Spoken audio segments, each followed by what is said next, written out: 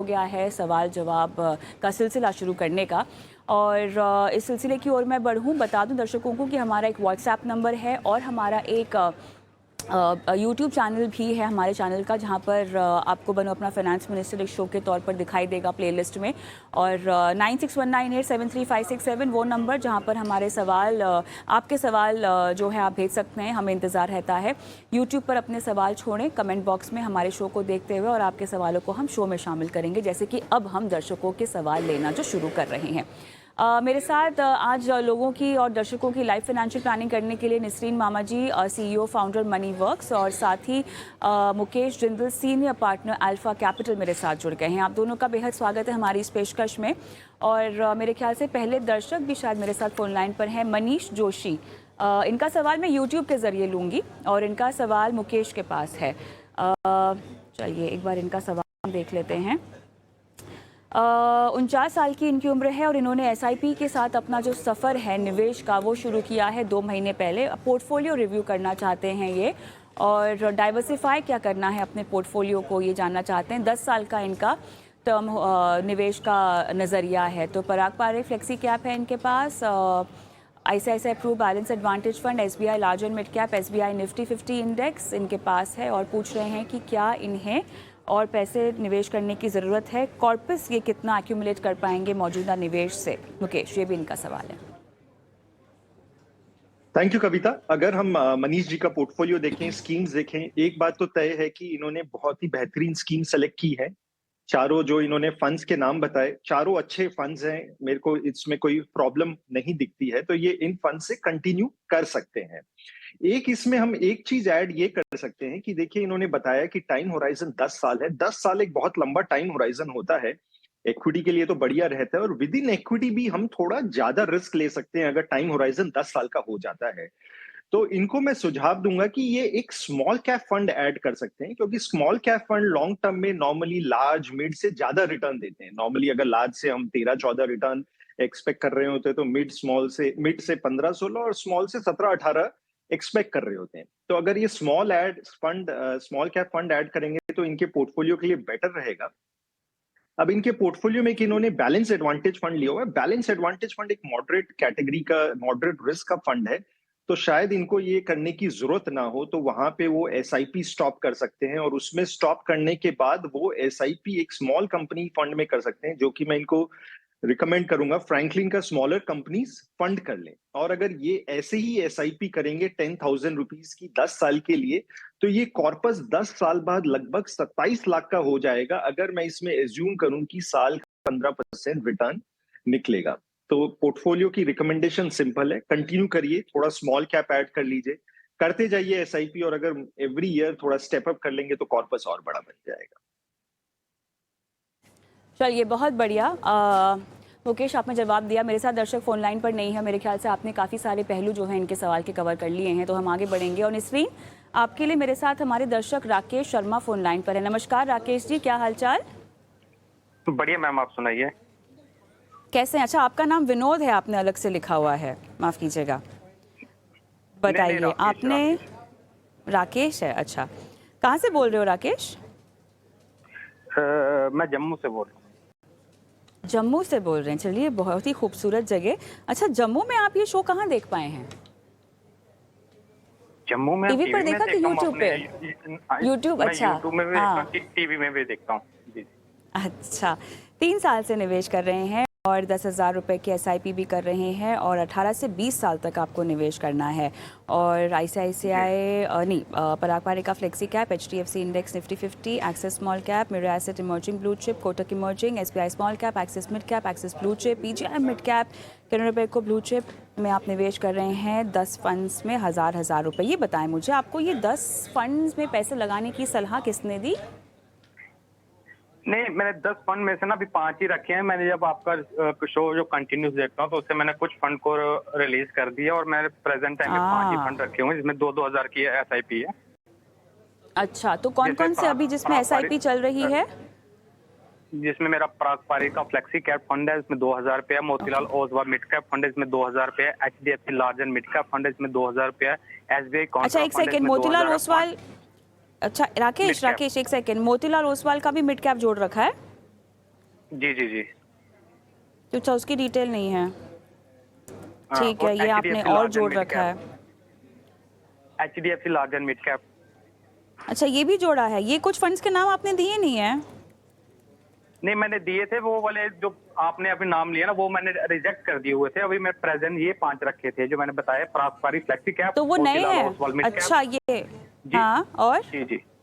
HDFC large and mid cap, हाँ। SBI Contra fund अच्छा।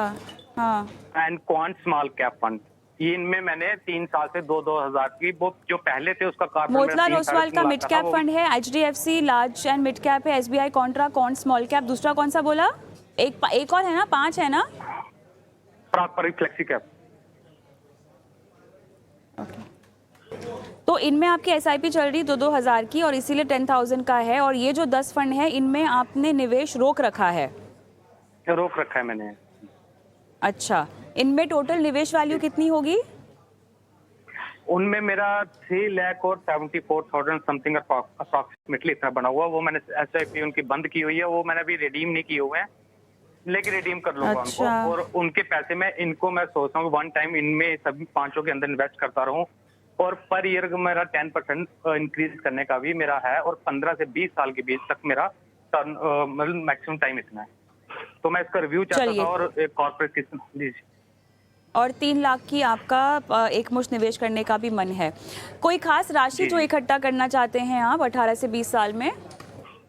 Ma'am, मेरे 36 ईयर एज है, तो मैं सोच रहा हूँ कि 56-57 तक, जब तक मैं रिटायर हूँ और कुछ मेरा अच्छा कॉर्पोरेट बन जाए, तो मेरे 2 बच्चे हैं और उनके लिए कुछ अच्छा मैं प्लानिंग पढ़ाई के लिए और साथ में शादी के लिए, जो भी बिजनेस के लिए, उनके लिए मैं इकट्ठा कॉर्पोरेट कर लूँ।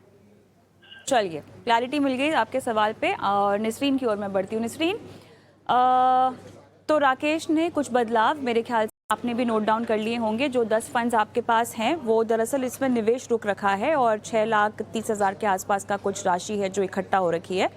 जो मौजूदा चल रहा है वो पराग पारेख का फ्लेक्सी कैप, मोतीलाल ओसवाल का मिड कैप है, HDFC का लार्ज और मिड कैप है, SBI का कॉन्ट्रा है, क्वांट का स्मॉल कैप है, जिसमें ये 2-2 हज़ार की SIP कर रहे हैं। कुल मिला के 10,000 की SIP, 18 साल से 20 साल का समय, 3 लाख रुपए की अलग से इनको जो है एक मुश्त रणनीति चाहिए निवेश की।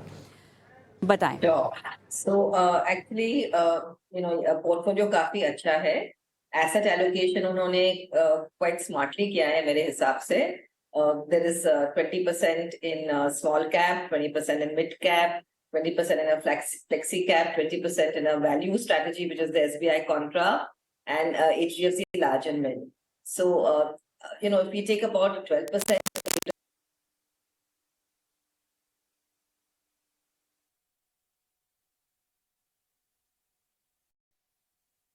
चलिए, मेरे ख्याल से यहाँ पे थोड़ी सी तकनीकी दिक्कत आती हुई दिखाई दे रही है, और जब तक निसरीन हमारे साथ आती हैं, राकेश आपका सवाल हम कंटिन्यू करेंगे, लेकिन अगर मुकेश मेरे साथ हैं अभी जुड़े हुए। मुकेश? तो मैं यही हूँ। हाँ जी। मुकेश, वैसे तो ये सवाल निसरीन को लेना है, लेकिन तकनीकी दिक्कत हो गई है, हमारे साथ अभी वो फिलहाल नहीं है। लेकिन मुझे ये बताइए, बहुत सारे निवेशक होते हैं जो एक तरह के फंड्स को इकट्ठा कर लेते हैं अपने पोर्टफोलियो में और बाद में उसमें निवेश बंद कर देते हैं, और फिर बाद में ये सोचते रहते हैं कि इस निवेश से कब निकलना चाहिए। तो जिन फंड्स में आपने निवेश की शुरुआत कर रखी है, उनमें आपने निवेश रोकने के बाद उससे निकलने का फैसला कब लेना चाहिए, और निकलने को लेकर भी टैक्स को लेकर क्या पेच होते हैं, क्या टाइमिंग होनी चाहिए, ज़रा इसके बारे में समझाएं। कविता, ये आपने बहुत बढ़िया सवाल पूछा। एंड आजकल हो क्या रहा है कि लोग पास्ट परफॉर्मेंस देखते हैं, और थोड़ा भी जब अंडर परफॉर्मेंस आती है स्कीम में तो वो स्कीम को बेच देते हैं, और जिसकी वजह से पोर्टफोलियो में काफी चर्न होता है। हमें ये समझना बहुत जरूरी है कि एक फंड मैनेजर को हमें अच्छा टाइम देना जरूरी है, क्योंकि कई बार फंड मैनेजर सेक्टर और स्टॉक्स में एक्सपोजर ले रहा होता है जिसमें उसको रिकवरी में टाइम की जरूरत पड़ती है। तो नॉर्मली जो हम थंब रूल फॉलो करते हैं, और मैं इन्वेस्टर्स को भी यही बोलूंगा कि थंब रूल आपको फॉलो ये करना चाहिए कि अगर कोई फंड आपका 1 साल के लिए अंडर परफॉर्म करता है तो आप उसमें फ्रेश फ्लोज आप स्टॉप कर दीजिए, और अगर लगातार वो 2 साल के लिए अंडर परफॉर्म करता है तो आप उसे एग्जिट कर सकते हैं। तो हम क्या कर रहे हैं इस प्रोसेस में, 2 साल का टाइम हमारे फंड मैनेजर को दे रहे हैं, जो कि एक सफिशिएंट टाइम है। अब जैसे आपने पूछा कब हमें बेचना चाहिए, क्या फाइन पॉइंट्स का हमें ध्यान रखना चाहिए। अब इसमें 2 बातें हैं कविता। एक पहला आ जाता है आपका एग्जिट लोड, और दूसरा आ जाता है टैक्सेशन। नॉर्मली जब आप इक्विटी फंड्स में कर रहे होते हो तो फर्स्ट ईयर में एग्जिट लोड होता है अराउंड 1%, और जो डिफरेंट हाइब्रिड स्कीम्स होती हैं उसमें एग्जिट लोड का जो अमाउंट होता है वो डिफरेंट होता है। तो नॉर्मली हम सजेस्ट ये करते हैं कि एग्जिट लोड इन्वेस्टर को देना नहीं चाहिए, उसको तभी वो फंड एग्जिट करना चाहिए जब एग्जिट लोड पीरियड खत्म हो गया है। तो एक इस बात का हमेशा ध्यान रखना है, फाइन पॉइंट्स में आप देखें एग्जिट करने से पहले कोई एग्जिट लोड तो नहीं है। दूसरा इंपॉर्टेंट पॉइंट है टैक्सेशन। नॉर्मली इक्विटी फंड्स में 1 साल बाद जब आप बेचते हैं तो आपको टैक्स 10% लगता है। तो आपको 1 साल के लिए वेट करना चाहिए जो लास्ट इन्वेस्टमेंट हुई है, ताकि आपका टैक्सेशन एफिशिएंट हो। अब जो एसआईपी वाले इन्वेस्टर्स होते हैं कविता, वो कई बार कंफ्यूज कर लेते हैं कि कौन सी डेट से कंसिडर करना चाहिए बेचने के लिए। देखिए, जो लॉन्ग टर्म माना जाता है वो लास्ट डेट ऑफ एसआईपी से माना जाता है। तो अगर आज आप एसआईपी स्टॉप आज कर रहे हैं तो जो लास्ट इंस्टॉलमेंट है उसको भी 1 साल पूरा करना पड़ेगा ताकि वो लॉन्ग टर्म के लिए क्वालिफाई हो। तो सजेशन यही है कि इसको ध्यान रखिए, स्टॉप एसआईपी करने के बाद या फ्रेश इन्वेस्टमेंट स्टॉप करने के बाद 1 साल का वेटिंग पीरियड दीजिए ताकि कोई एग्जिट लोड ना लगे और कोई टैक्स ना लगे। चलिए, मेरे ख्याल से नसरीन हमारे साथ नहीं जुड़ पा रही है और इसीलिए राकेश जी जब भी वो जुड़ती हैं तो आपका सवाल लेंगे, और अगर इस शो में आपका सवाल नहीं ले पाए तो फिर आपका सवाल हम आने वाले शो में ज़रूर लेंगे आगे।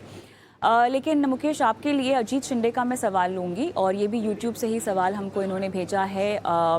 45 साल के हैं ये, 10 लाख रुपए एक बार इन्वेस्ट किया है इन्होंने कैनरा बैंक स्मॉल कैप में, 4 लाख पराग पारिक फ्लेक्सी कैप में, और 3 लाख एक्सिस का कुछ ग्रोथ फंड है। उसके अलावा इन्होंने कैनरा बैंक पराग पारिक का फ्लेक्सी कैप, ये सारे फंड्स जो हैं इसमें क्वांट का भी स्मॉल कैप है इनके पास, और 16 साल, और टारगेट इनका है 9 लाख रुपए।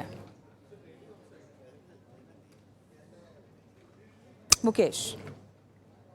तो कविता, अगर हम अजीत जी का पोर्टफोलियो देखें तो इसमें अच्छी बात यह है कि काफी अच्छी स्कीम्स हैं इनके पोर्टफोलियो में, जैसे Parag Parikh flexi cap, Axis growth opportunities, अच्छे फंड्स हैं, इनकी परफॉर्मेंस अच्छी है। बट इसमें कुछ फंड्स हैं जहां पे मेरे को लगता है कि इतनी परफॉर्मेंस बढ़िया नहीं आ रही है, उनको वॉच लिस्ट में रखना बहुत जरूरी है। और जैसे कि 2 फंड के नाम है, एक्सेस स्मॉल कैप फंड है और एक कैनरा रोबोको स्मॉल कैप फंड है। ये जो 2 फंड है ये इतना बेहतरीन रिटर्न नहीं दे पा रहे हैं, बट मैं इनको सजेशन ये दूंगा कि इमीडिएटली ना बेचें, क्योंकि इधर फंड मैनेजमेंट टीम भी चेंज हुई है। तो ये कर क्या सकते हैं, अभी इसमें फ्रेश डिप्लॉयमेंट स्टॉप कर दीजिए, और अगर 1 साल तक फिर भी ये अंडर परफॉर्म करते हैं तो इन्हें ये बेच सकते हैं। अब एक और चीज हमने देखी कि ये जो 9,500 रुपए की एसआईपी कर रहे हैं उसमें से 7,500 स्मॉल कैप में जा रहे हैं।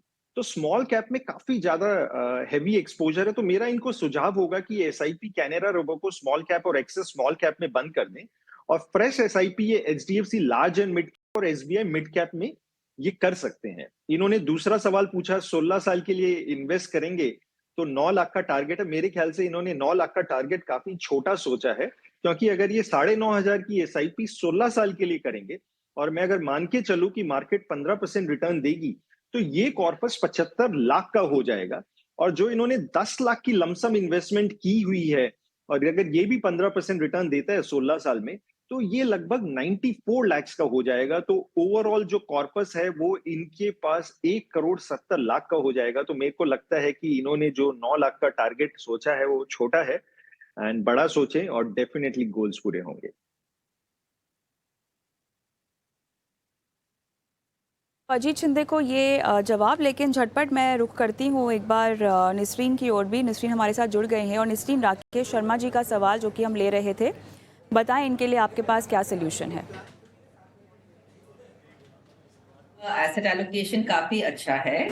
उन्होंने 20% मिड कैप्स में इन्वेस्ट किए हैं, 20% लार्ज एंड मिड कैटेगरी में, 20% small cap, 20% value and 20% in the flexi cap fund. So उनकी पूरी ओवरऑल जो एसेट एलोकेशन है पहले से काफी बेहतरीन है। उन्होंने ऑलरेडी 2-3 SIP स्टॉक किए हैं, which is the axis fund in the small cap category and the SBI। दोनों उन्होंने स्टॉप करके उन्होंने स्मॉल कैप कैटेगरी में क्वांट शुरू किया है। मैं उनको एक्चुअली सुझाव देने वाली थी कि आप एक्सिस में ऑलरेडी आपकी यूनिट्स बढ़ गए हैं, तो आप उनमें ही आप कंटिन्यू कर सकते हैं 2500 तक। जो भी आपकी वैल्यू यूनिट्स है अभी आप वो कंटिन्यू रखिए और आप आगे बढ़ के 2500 आपकी एसआईपी शुरू कीजिए। आपने क्वांट ऑलरेडी शुरू कर दिया है तो फिर ठीक है, आप क्वांट में भी कर सकते हैं। सेकेंडली आपका क्वेश्चन था कि आपके पास 3 लाख रुपया एक्स्ट्रा एडिशनल इन्वेस्टमेंट के लिए है, वो आप आपके एग्जिस्टिंग फंड्स में आप डिवाइड कीजिए and don't make your portfolio too big, because वो भी एक फियर होता है कि काफी फंड्स अपने पोर्टफोलियो में ऐड हो जाते हैं, तो उसमें भी आपको दिक्कत होगी, आपको मैनेजमेंट या देखने में या रिव्यू करने में दिक्कत होगी। Also a wide portfolio will not give you the desired returns. तो आप आपके जो 5 फंड आपने चुने हैं आप उसमें ही कंटिन्यू कीजिए। आपकी जो 12 साल तक आप इन्वेस्ट करना चाहते हैं अपने बच्चों के लिए, तो suppose you are investing this 10,000 rupees a month and आपकी रिटर्न जो है, आपकी कैगर जो है 12% आपको मिले, तो आपकी पोर्टफोलियो 32 लाख तक हो सकती है। और बेसिकली 15% आपको जो रिटर्न मिल सकता है, तो आपकी पोर्टफोलियो 40 लाख तक हो सकती है। So this is the choice. 12% CAGR होगा तो 32 लाख, 15% रिटर्न होगा तो आपको 40 लाख मिल सकते हैं। आपकी asset allocation already quite smart है, तो मैं वहां कुछ एडजस्टमेंट नहीं करना चाहती हूँ, लेकिन आप एसआईपी जो पारंपरिक फ्लेक्सी में है आप जरूर कंटिन्यू करें। एचडीएफसी लार्ज एंड मिड है वो आप बंद कर दे और 500 रुपीज दूसरे 4 फंड में आप ऐड कर दे, बिकॉज 2 फंड है flexi cap and large and mid which will kind of follow the same investment practice. तो आपको उसकी जरूरत नहीं है। आप 4 कैटेगरीज रखें और इनमें आप 2500 एसआईपी रखें, विच इज पारंपरिक flexi cap, Motilal Oswal mid cap, SBI Contra जो वैल्यू फंड है, और क्वांट स्मॉल कैप या एक्सेस स्मॉल कैप, दोनों में से आप कोई भी चूज कर सकते हो। ये मेरे ख्याल से काफ़ी विस्तार से निसरीन ने तमाम जानकारी दे दी है और इसी के साथ मेरे ख्याल से समय भी समाप्त हो गया है। मुकेश आपका और निसरीन आपका बहुत बहुत धन्यवाद, समय निकाला और दर्शकों की फाइनेंशियल प्लानिंग आज की। हम रुकेंगे एक ब्रेक के लिए और